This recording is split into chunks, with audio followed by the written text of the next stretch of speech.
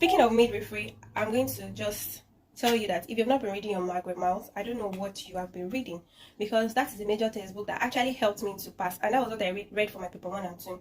I had like about 8 weeks.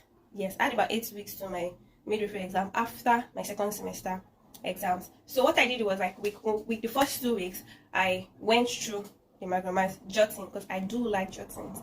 Those that know me knows that I like jottings. I think I snapped one of those jottings and posted a while back, I think around March. Yes, I will try and go look for it and maybe repost or talk about it like this. So I jotted it for the first 2 weeks. Then the consequent week, I went through procedures, because of course it's not just paper 1 and paper 2 that you're going to do for midwifery. There is your projects that you have to cover up. There is your expectant family care plan I have to cover up, and of course there is procedures for you to practice. So over the course of the 4 weeks that followed, that was what I was doing, practicing procedures, finishing up my expectant client care. And then for the last 2 weeks before the actual exam, I just went into revision mode, reading my jottings, revising my jottings, just going through the procedures that I'm not familiar with like that. Like, I've gone through it, but I still find it very hard to carry out. I just go through them over and over and over and over again.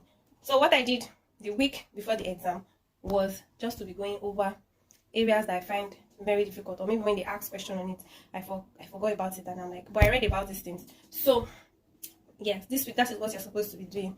And if you've not been reading Margaret Mouth, I don't know, maybe you would go back and go and search for that my jottings. It's about, I think I summarized about 17 pages. So you should be able to cover 17 pages in a week now. It's your exam and you need to get that license. Okay? So that being said, don't forget to follow for more, because I'm going to be sharing more midwifery tips, and consequently I'm going to be sharing tips for November RN candidates.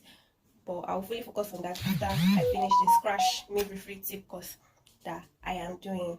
Don't forget to follow, comment, share, slide into my DM if you have any questions.